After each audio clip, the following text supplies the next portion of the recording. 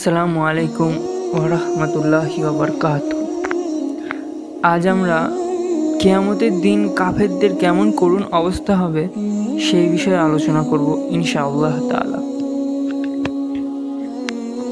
কিয়ামতের দিন কাফেরদেরকে ওদের মুখে ভর দিয়ে চলা অবস্থায় সমবেত করা হবে।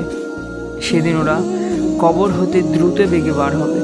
মনে হবে ওরা কোনো একটি লক্ষ্যস্থলের দিকে ধাবিত হচ্ছে।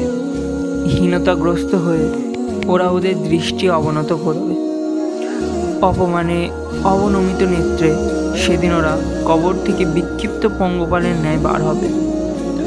ওরা আহ্বানকারীর দিকে ছুটে আসবে ভীত বিহ্বল হয়ে। সত্য প্রত্যাখ্যানকারীরা বলবে ভয়াবহ দিন, বলবে হায় দুর্ভোগ আমাদের, কে আমাদেরকে সুপ্তথিত করল। সেদিন ওদের চক্ষু স্থির হবে। হীনতার আকাশের দিকে চেয়ে ওরা ভীত বহওয়াল চিত্তে ছোটাছুটি করবে। ওদের নিজেদের প্রতি ওদের দৃষ্টি থাকবে না এবং ওদের অন্তর বিকল হবে। দুঃখে কষ্টে ওদের প্রাণ অষ্টাগত হবে। তাদের অন্তরঙ্গ কোনো বন্ধু হবে না। যার সুপারিশ গ্রাহ্য হবে এমন কোনো সুপারিশকারীও হবে না। সেই দিন অপরাধীগণকে হস্ত প্রদশৃঙ্খলিত অবস্থায় দেখা যাবে। ওদের জামা হবে আলকাতরার এবং অগ্নি ওদের মুখমণ্ডল আচ্ছন্ন করবে। সূর্য অতি নিকট হওয়ায় মানুষ অত্যন্ত ঘামবে। সেই ঘাম আমল অনুযায়ী কারো পায়ের গ্রন্থি অবধি, কারো হাঁটু অবধি, কারো কোমর অবধি, কারো বা নাসিকা পর্যন্ত সেই ঘামে ডুবে থাকবে। সেদিন বড় পরিতাপের দিন। নিজের লাঞ্ছনা দেখে কাফের অত্যাধিক আফসোস ও লজ্জায় ফেটে পড়বে। সে নিজের হস্তদ্বয় দংশন করতে করতে বলবে হায়, আমি যদি রাসূলের সাথে সৎপথ অবলম্বন করতাম। হায় দুর্ভোগ, যদি শয়তানকে বন্ধুরূপে গ্রহণ না করতাম। আমাকে অবশ্যই যে বিভ্রান্ত করেছিল আমার নিকট কোরআন পৌঁছানোর পর। কাফেরদের অন্যায় ও পাপ ক্ষমা করা হবে না। তাদের কোনো ওজর আপত্তি গ্রাহ্য করা হবে না। যখন তারা নিরাশ হয়ে পড়বে তখন নিজেদের ধ্বংস কামনা করে মাটিতে পরিণত হতে চাইবে।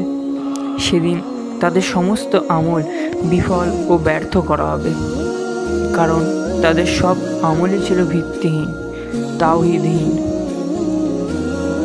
যে সমস্ত ফেরেশতা, নবী ও ওলীর তাদের অজান্তে ও অসম্মতিতে ইবাদত করা হয়েছে, তারা সকলেই তা অস্বীকার করবেন।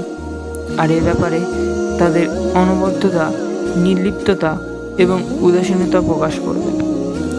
সেদিন বিভিন্ন ভ্রান্ত মতবাদের নেতাদের সাথে তাদের অনুগামীগণ বিতর্ক ও কলহ করবে এবং একে অপরকে দোষী মনে করবে। দুর্বল শ্রেণীর মানুষ তাদের সকল মোড়ল মতব্বরদের সহিত ওই একই ধরনের বাদ প্রতিবাদ করবে। এ দুর্দিনের জন্য তারা তাদের নেতাদেরকে দায়ী মনে করবে। কাফের ও তার জীবনসাথী শয়তান কারিনের মাঝেও বাদ বিসংবাদ ও বাগতিতণ্ডা চলবে। মানুষ তার দেহের অঙ্গ প্রত্যঙ্গের সাথেও ঝগড়া করবে, তেমনি তার দেহ আত্মার সঙ্গে বিতর্ক করবে এবং একে অপরকে দোষারোপ করে জাহান্নাম যাওয়া ও আযাবের কারণ খুলে বলে মনে করবে। আযাবের কঠিনতায় একে অপরকে এর জন্য দায়ী করবে। প্রত্যেক অনুসারী ব্যক্তি তার অনুগত নেতার উপর ক্ষুব্ধ হয়ে তার জন্য দ্বিগুণ শাস্তি কামনা করবে। শয়তান ও তার অনুসারী ও পূজারীদের কাছে নিজের সাফাই পেশ করবে। সমস্ত দোষ ও অপরাধ তাদের উপর চাপিয়ে দেবে। যে আল্লাহর স্মরণে বিমুখ হয় তাকে সেদিন অন্ধ অবস্থায় উত্থিত করা হবে। ভেবে দেখুন কতটা কঠিন হবে সেই দিন। এই জন্য সময় থাকতে থাকতে আসুন আমরা আল্লাহর দিকে ফিরে আসি, সৎ আমল করি, কোরআন ও সুন্নাহ দ্বারা জীবন পরিচালিত করি। রাসূল সাল্লাল্লাহু আলাইহি ওয়াসাল্লামের প্রত্যেকটা নির্দেশ আসুন পালন করি।